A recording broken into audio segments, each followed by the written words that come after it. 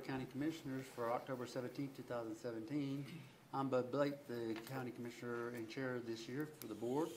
And I'd like to start off by doing introductions. To my left is Commissioner Gary Edwards. To my right is Commissioner John Hutchings. To his right is Clerk of the Board, Labanita Bomar. To her right is the County Manager, Romero Chavez. And to his right is the Assistant County Manager, Robin Campbell. And to her right is Deputy Prosecuting Attorney, Elizabeth Petridge.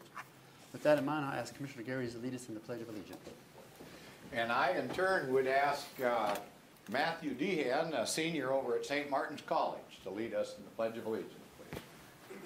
Pledge allegiance to the flag of the United States of America and to the republic for which it stands, one nation, under God, indivisible, with liberty and justice for all. Thank you, Matt. Thank you, Matt.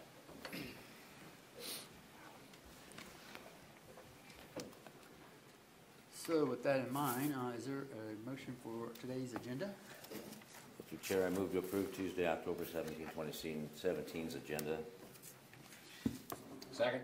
It's been moved and second to approve the Tuesday, October 17, 2017 agenda. All those in favor say aye. Aye. Aye. Aye, and that motion carries. And board meeting minutes from 10th October 2017. I move to approve the board meeting minutes from October 10, 2017. Second. Been moved and second to approve the board meeting minutes from October 10th, 2017. All those in favor say aye. Aye. Aye. Aye. And that motion carries. So we have a presentation today, and it's absolutely marvelous to welcome a new member of our county workforce. And I'll let the County Manager, Romero Chavez, kind of give some background to the introduction of the new Public Works Director. Good afternoon, Commissioners. Thank you for the opportunity. It is with a great pleasure to introduce Ms. Jennifer Walker as the new Public Works Director. Jennifer has joined us from Pierce County, where she has spent over 16 years in the public works arena. And I'm going to let her give a little bit of a background about herself and perhaps provide a little bit of her perspective as to how she's planning to manage the department. Okay, thank you. Sorry, it's Jennifer Walker, Public Works Director, day 2. I have a little bit of a cold, so apologize for that. So a little bit about myself. I was born and raised in Tacoma and graduated from St. Martin's with a degree in business administration and concentration in management and finance. I have a background in strategic planning, project management, and process improvement. And as Romero mentioned, during my 16 years at Pierce County, I managed the right-of-way section there. And then, so we always say that that was buying property from people who didn't want to sell. And then the last 4 years there, I was a strategic planner and asset manager. So I led the leadership team through strategic planning, regular updates of that, and then set up the asset management system, documenting the philosophy of asset management at the county, and led an asset management team in those efforts. I guess a little bit about me and who I am and what I'm about. I believe in the platinum rule, so treating people as they want to be treated. I think that relationships are key in life, key in just being successful, and especially in leading. I think that building trust with the people that you report to, that are your peers, that report to you, is a key ingredient for being successful. Without that, and especially with the type of work that we do, and we talk about even in our mission, the transparency and accountability in doing that, I mean, that leads to trust and then support for the programs and services that we're providing. So in obviously 100% alignment with the county there. In terms of where the department is going, last evening had an opportunity to start in on the strategic planning effort that the county is going through. And so in an effort to not try to get in front of that strategic effort, that strategic planning plan is really what's going to guide the department in where we're going to go. certainly in terms of operations, I mean, there's a lot of great work that's been happening and will continue to do that. But in terms of the philosophy of the county and where that's going, I think that that's the commissioners that take the lead on that, and then we follow in alignment with that. I'm excited. I'm really excited to be here. I had an opportunity to watch one of the Board of County Commissioner meetings about a month ago, and saw that you introduced all of the employees, at least that work for Public Works, I saw. And I thought, that's what I'm in alignment with, valuing and understanding the people that do the work and appreciating that. So I am thankful for your support, and I'm happy to be here. Thank you. Look forward to working with you. Thank you. We got questions, hang on. You've been here, this is day 2. Yes. So I know you're not going to say you're settled in yet. No. But I'll check with you in about a year and see if you're settled in. But also if you've solved or resolved all the issues that are still pending out there, because I know it's never ending. Yes. But going through your resume and interview process and such, I'm exceptionally pleased to have you on board. Really am. Very comforted. Thank you, I am too. Yeah, I'd like to second that.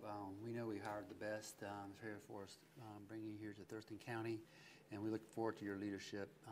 There's a huge piece where most people take public works for granted in terms of roads and bridges, but you let one of those bridges go out, yes, and I guarantee you, you're going to get a lot of assistance in a lot of different ways. And so, and some of the roads, but it goes beyond that. It's some of the noxious weeds to striping and painting, to safety, to technologies to help us traverse better across the county, be it leisurely or for work. And like I said, we've hired the best, and I'm just so thankful because you have a team that works all season long. Mm-hmm. Heat, cold weather, ice, it's all out there, and they're the best. And so certainly look forward to some of the good things you do. So thank you. You bet. Thank you. All right. So the next item we have on the agenda is the opportunity for the public to address the board. And so I have the list of those who came in, first serve, first sign in, first come, first serve. And you're going to see a clock up here on your right, my left, and there's the 3 minutes, and it'll count down to 0. When it gets to 0, you hear this kind of sound, and that's when you stop. However, if you're in mid-thought, midstream of your words, I want you to finish your thoughts, and so I'll just kind of start asking you to finish up to help you out there. And so with that in mind, I'll just ask Jerry Durker. Yeah, when you come up, just kind of tell me where you're from in the county in general, and then I'll give you the floor. So. Hi, I'm Jerry Durker. I live at 2826 Cooper Point Road Northwest, Olympia, Washington, 98502. Thank you for letting me speak here today. There's been a lot of things going on in the last little while with the county commissioners hiring and firing people, and not today necessarily, but over the last year or so. And there's also been, I've been to a couple of the budget meetings and stuff, and about using public funds from the Stormwater Fund to actually go ahead and do some of these projects and stuff. And I believe that part of the quarterly thing is being talked about today. I wanted to let you know that as county commissioners, you have one interest. It's the public's. You have you don't have all other interests that you might have that would be in conflict with that. There's what's called the appearance of fairness doctrine. Okay, as you guys probably know, since you've got a $12 million judgment hanging over you, an appeal going on. Okay. All right. Under the appearance of fairness doctrine, such quasi-judicial decisions, such as the ones that you make, require a sensitive balance between individual rights and the public welfare. And the process by which the decisions are made must not only be fair, but must appear to be fair to ensure public confidence in them. This is following Fleming versus the City of Tacoma, Smiths versus Skagit County, Buell versus Bremerton, Crowbuck versus the Snohomish County. The appearance of fairness doctrine protects against decision makers who are actually biased or have an interest in the proceedings. In Save a Valuable Environment versus City of Bothell, the state Supreme Court held that the appearance of fairness doctrine prohibits participation in at least quasi-judicial proceedings where evidence demonstrates the existence of an interest which might substantially influence the individual's judgment.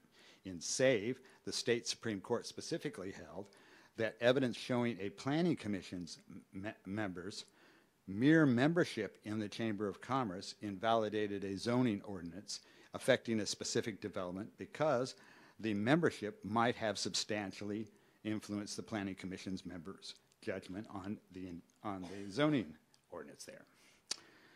In Buell, in Smith, the court was particularly disturbed by the county's refusal to allow opponents to present their views on certain occasions, as the record shows may have occurred in some of these cases. Okay. In Buell, the state Supreme Court stated that the person or agency making such decisions must be capable of hearing the weak voices as well as the strong, since it is important not only that justice be done, but that it also appears to be done. So, Go ahead and finish your thought real quick. all right, thank you very much. There's also one other thing that the state constitution has found that the use of public funds and resources for anything besides by anyone outside of the port,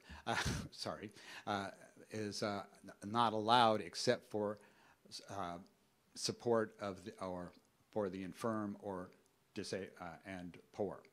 So any uses of public funds and resources which are not allowed by law, that are not specifically designated by law, and any uses of those resources by you guys, if you have interests and stuff like that, is a problem. And it appears right now that there are a number of interests, as you've stated during a number of your things, in pro-development types interests. So I just wanted to let you know that's a problem. Thank you very much. Thank you for those great words, sir. Mm-hmm. I would just like to comment that normally we don't carry on dialogue with those here to testify, but I would like to point out that this board inherited a $12 million judgment that was incurred by a previous board. I just want to clarify that.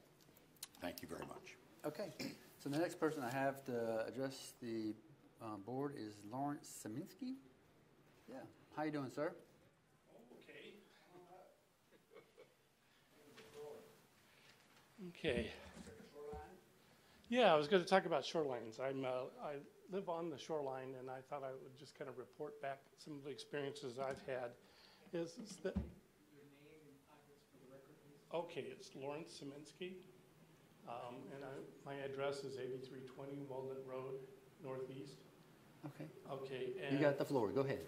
And so anyway, I thought, well, I'd just report back on how you're doing. I was thinking most of my neighbors tend to comply with the shoreline management rules without really knowing it. They just kind of get together, talk, form a consensus about what ought to happen, and then abide by it.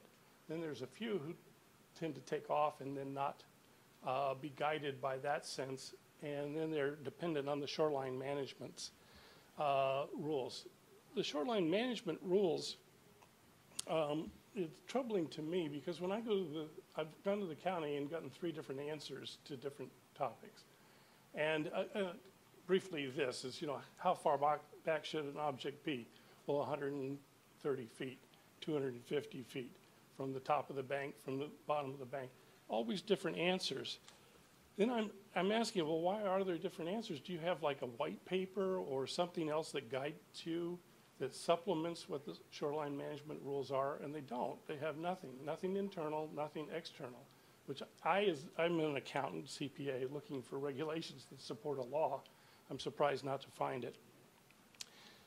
When I looked at the 200 pages of the shoreline management rule, I was thinking this stuff is hard to read. And then I realized that it's broken down into different categories because there's different areas. And what they're doing is repeating themselves over and over and over again without highlighting what the distinctive element is in that shoreline management that applies to, let's say, rural areas versus conservancy areas that are different. So what happens is that if somebody who's an employee gives you an answer, you say, well, where are you? You know, well, I don't know where I am. I'm at 8320 Walnut Road, you know, like this. And so, well, is that rural, conservancy, or whatever? So they give a generic answer rather than a specific answer. So it's troubling in that way. The document isn't precise. I had an attorney who told me, he says, there's nothing in here that I can litigate or talk about because it's not specific. There's no specific paragraph. It's a general concept. Talked to a judge and said, I can't do anything about this. It's up to the county to do it. But if you go to the county will say, well, it's a civil matter. And they, well, why is it a civil matter? Says, well, it's in the documents. You'll have to request the documents, Freedom of Information Act. So I go to request that, and they're going, the person says, well, I don't know what it is that you're asking for. And I was going, well, could you call that person and because they're telling me that it's in the documents. And so, no, I can't do that. I said, well, then give me all the documents. So I get all of the documents, and they come kind of hodgepodge method, divided up into 8 different segments. Why? Well, that was just when they got to it. They send it, you know, like this. Well, it turns out that I only got 6. Go ahead and finish your thought real quick. Okay. Where this all boils down to is this, is that you don't have a system of quality control. I asked if you did, and you don't. And quality control is what do we want to do? How much, how precise do we want to do it? What will we tolerate in terms of error, not accomplishing the objective? And none of those things exist in the county anywhere. And I'm really quite surprised because I would really expect a certain amount of goal-oriented achievement and measuring whether you're achieving it or not. For your candor, sir. Okay. Romero? If I may, we're in the process of updating our shoreline management plan. And I think you can bring a good perspective. And if you're interested, we can add you to the list of the stakeholders. So you can provide your perspective, your approach, and certainly we will welcome what you can offer to enhance the plan. Yeah, I'm happy to contribute. So we'll have your information, so I will ask the staff to add you to the stakeholder list, and you will hear from staff as we move forward in updating the plan. Can I leave you my outline? Please. Want to walk it over there to him? Thank you, sir. Thank you. Thank you, sir. Okay, so the next person I have is Mr. Doug Carmen. You bet. Where are you from in the county? Doug Carmen. I'm the president of the Long Lake Management Steering Committee, where we've met each other before.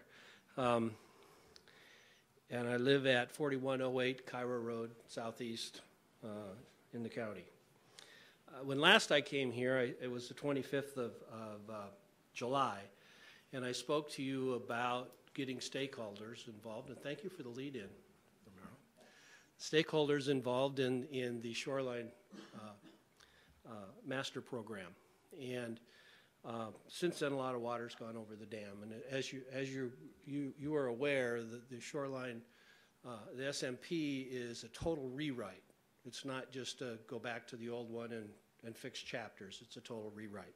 But we've been after this document, or trying to keep up with this document for a number of years. And then all of a sudden in June of this year, there's a document. And this document, for some reason, does not say draft. It's just a document. So our question is this the SMP that just is going to go through the system, or is this a draft that is still open to discussion and work? So first question. The second is, as we understand, and we've seen a document that says how the review process will go. It's a nice, pretty spreadsheet that's put together by the planning department that says you got the planning commissioners, and then you got the shoreline technical, what is it? The shoreline technical assistance group, or all the techie peoples from the government. And then there's going to be a public group where they have a discussion, and there's going to be a stakeholders group.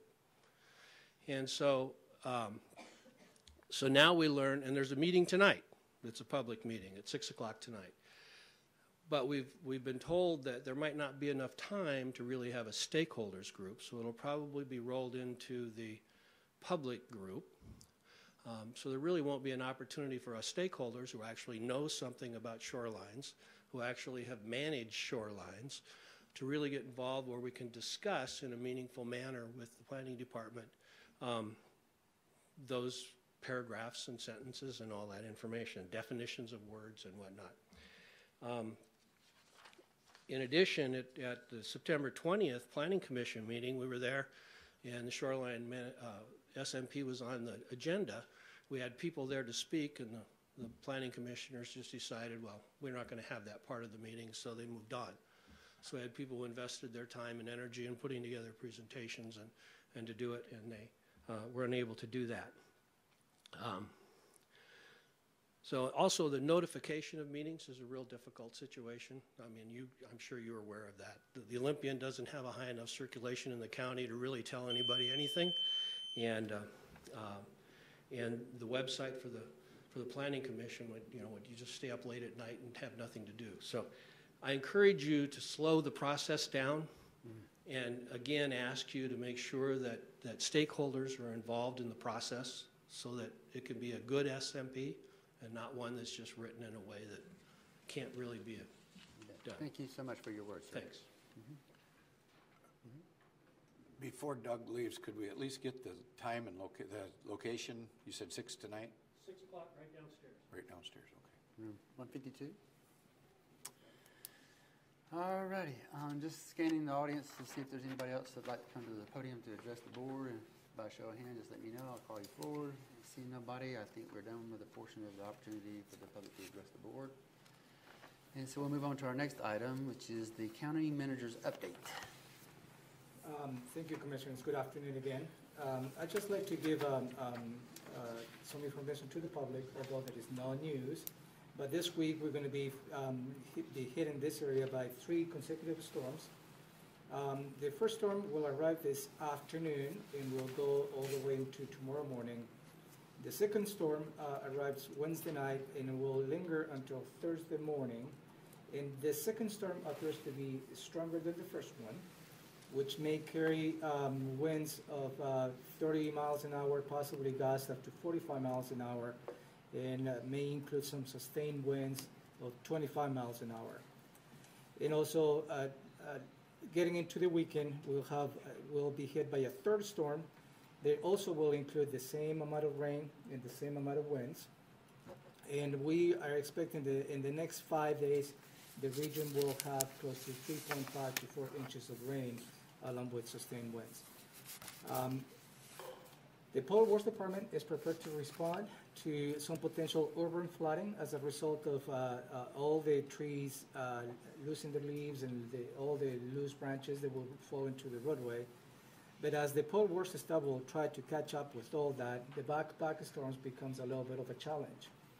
So I would like to request to the public, if they see a safe condition, they help us to clear the grates of the catch basins from any leaves or any tree branches, and allows the water to go into the catch basins as we move along. So in next week, I will come back and it will give you a report of perhaps of the damage or potential damage and some of the response the Public Works Department has conducted during the week. That's all I have for you. Okay, great. Any questions for the county manager? Any questions for the county manager? No, not a question, but just a comment. Okay. I think Jennifer Walker, our new Public Works Director, started just in time. Perfect. We'll see how she does. Yeah. Okay, timing's everything, huh? Okay, so we'll move on to consent items, and ask if there's a motion to approve the consent items. Mr. Chair, I move to approve consent items A through K. Second. It's been moved and seconded to approve the consent items A through K. All those in favor say aye. Aye. Aye. Aye, and that motion carries. And so we'll move to the department items, and the first department item we have is Public Works. And so that's item number 4 here on our agenda, which is set a public hearing for consideration for a non-exclusive franchise. And I think we have Mr. Craig Sisson? Sisson, yes. There you go. Thank you, sir. Thank you, Commissioners. My name is Craig Sisson. I'm with the Public Works Department. I am the Real Estate Services Manager. We're asking to set a public hearing to consider the application of Windolph Association for a non-exclusive franchise for water distribution system within Thurston County rights-of-way. RCW 36-55040 requires that a public hearing be held on franchise applications. The Windolph Association has applied for a non-exclusive franchise to construct, operate, and maintain a water distribution system within Thurston County right-of-way known as French Road Northwest, located in Section 4, Township 18 North, Range 2 West. In accordance with RCW 36-55040, notice will be published twice in the official county newspaper and posted in 3 public places in the county seat.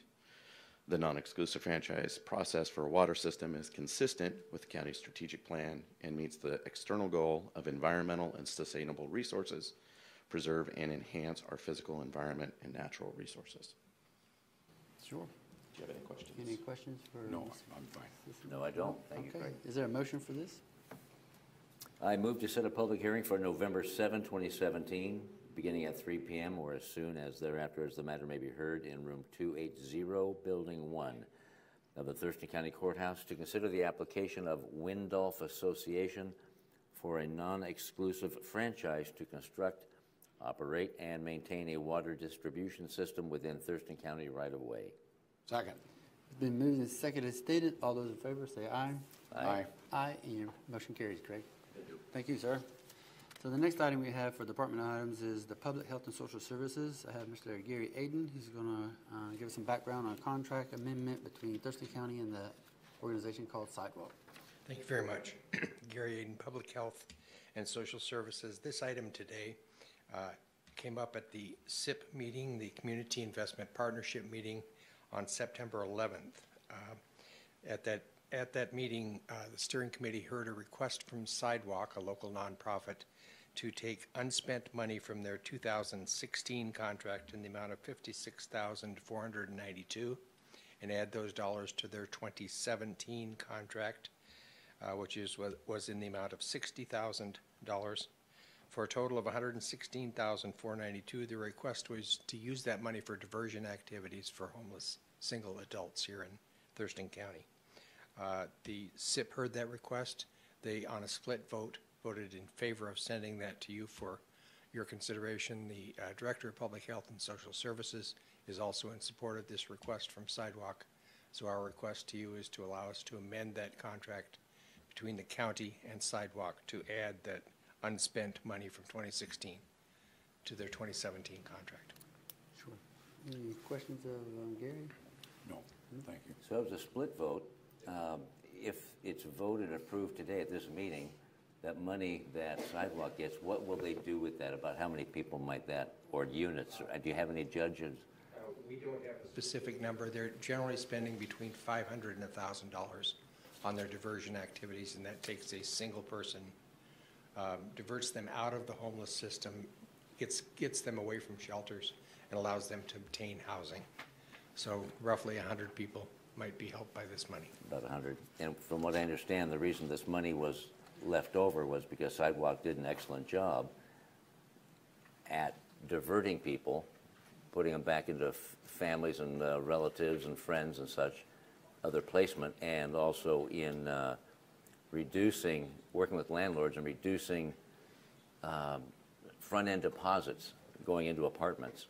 Yes, sir. So they have a substantial savings, and they'd like to reuse this money, or this money they saved, use it to help about another 100 people? Yes, sir. That's our understanding. All right. I'm done. I'm going to let him make the motion. All right. Go ahead. I think I'm going to go, yeah. Is there a motion? There is. Okay. I would move to approve the contract amendment between Thurston County and Sidewalk to provide $56,492 in unspent 2016 funding to their 2017 contract of $60,000 for a total of $116,492 to provide diversion services to the homeless populations, and authorize the Director of Public Health and Social Services to sign the contract amendment. I second the motion. Okay, it's been moved and seconded. All All those in favor say aye. Aye. Aye. Aye, and so the motion carries. Thank you very much. Okay. Well, that kind of threw me for a loop. Well, we worked it out. That's good. Okay. A house note, just to let the viewing audience know here and live streaming and those who might see this when we are being recorded through TCTV or TCM, sorry. 24 October, we will not, I'll say again, we will not have a BoCC meeting in this room. We will have the agenda setting, it's open to the public, and we'll have a public hearing later that day at 5:30, but the formal portion of the BoCC as you see it here today, we will not have it on 24 October. With that in mind, we'll go to item number 6, which is the commissioner and manager and county managers items, where commissioners can report back on any committee they sit on or any session they sit in, or just something they saw out there in the general public and just worthwhile commenting. Do you have anything? Well, I guess I'd like to comment that I did go on a ride-along and observed all the properties from Thurston County's Housing Authority. And I was really impressed about how well those properties are kept up and managed in Thurston County. I think it's a real credit to that board that such a good job is being done. Did they show you how it's scattered and all Yes. types of placement of different layouts, some very close to schools, some closer to work. Not the whole projects of the Yep, 1960s and 70s era. Not right? in one central location, Right. spread out. Very, very good, yeah. Very good job. All right, Commissioner Hutchins, do you have anything you'd like to report back on? Last Wednesday, I attended the lot board meeting, and County Treasurer Jeff Gadman and Nicole Hill, that's right, presented a whole thing on what they do with the county's money and investments and protections, firewalls, that type of stuff, and it was very, very interesting. Very impressed with the job that our county treasurer is doing, and Nicole Hill, of course, who's been here quite some time, and that was the highlight. Yeah, just two minor items. I mean, it's busy but uneventful for last week, but two of them is I chair or host or facilitate, whatever word you want to use, the incentivized meeting. And what that is to help jurisdictions such as the county Inn or the Lacey, Limpy, Tumwater, Yelm, with the whole permitting of getting to affordable housing in comparison to market rate housing and the permits that go along with that. And we went through a pro forma. We've been working on this for a whole year. We went through a pro forma, what it actually costs to acquire land, the permits, and what it takes to build what we call brick and mortar. And you'd be surprised just where we made some progress in terms of looking at permits and the impact fees and taking that assessment and how we're going to deliver it to some of these jurisdictions next year, 2018. We're going to have a little road show. And it was just really worthwhile effort for those guys. It's about 10 to 20 people that come in, both nonprofit, profit, government, all at the table one time, developing the business rules of this incentivized meeting. It's really good. The other thing that I'm involved in, and I'll come back and talk more about it, just kind of tell you where we're at, is the cold weather task force. As you can see, that the rains are not quite here, but they're kind of coming, and the weather is definitely, it's getting a little colder outside. And how do we handle those who are unfortunate not to have shelter or unfortunate just to be caught where you're not able to be in a warm place for a temporary time. This is not true shelter, as you can imagine. We have sheltering and housing, but this is where you can get out of the cold for a while and stay warm and then move on about your life and everything. We're working on that and how that's going to work with a lot of the nonprofits, and we have a really good program, and I'll come back and talk to you about that. So with that in mind, I'll turn to the county manager and see what he has to say. Thank you again. Considering that next week, October 24, 2017, there will not be a Board of County Commissioners, I will be walking you through your combined schedule for the next 2 weeks. The appointments that I'm going to be mentioning is where at least 2 commissioners will be present, and you may have individual appointments on your individual calendars where I'm not included in my report. Starting today, October 17th at 3 in the afternoon, you have 3 public hearings where you will hear testimony, public testimony on the proposal for the third quarter budget amendment, on testimony on the Thurston County unmanned aircraft system policy, And also, you will hear testimony on a proposal on system of rates and charges related to the Thurston Conservation District. Moving on to Wednesday, October 18, at 9 in the morning, you'll have a briefing related to the septic system management plan. That's a follow-up to the August 24 briefing. At 10:30 in the morning, you will have an annual report from the hearing examiners. At noon, you will have the opportunity to have a luncheon with elected officials as well as your appointed directors. It's located at room 152 on the first floor of this building. 2 in the afternoon, tomorrow, Wednesday, October the 28th, you will have a follow-up on the preliminary development code docket. Moving up to Thursday, October 19, 8:30 in the morning, you will have the opportunity to go to the county fairgrounds to welcome volunteers from the JBLM, where they will volunteer their efforts in helping the community in so many different areas. Also, on October 19th, Thursday, at 10:19 exactly in the morning, is the drop, cover, and hold. That's the great shakeout drill. All of us hoping to participate on that. Remember, it's at 10:19 in the morning on Thursday, October 19th.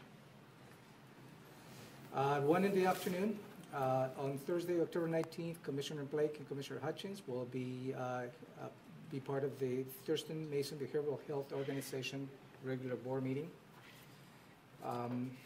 Nothing on October the 20th. Moving on to next week, nothing on October the 23rd, which is a Monday.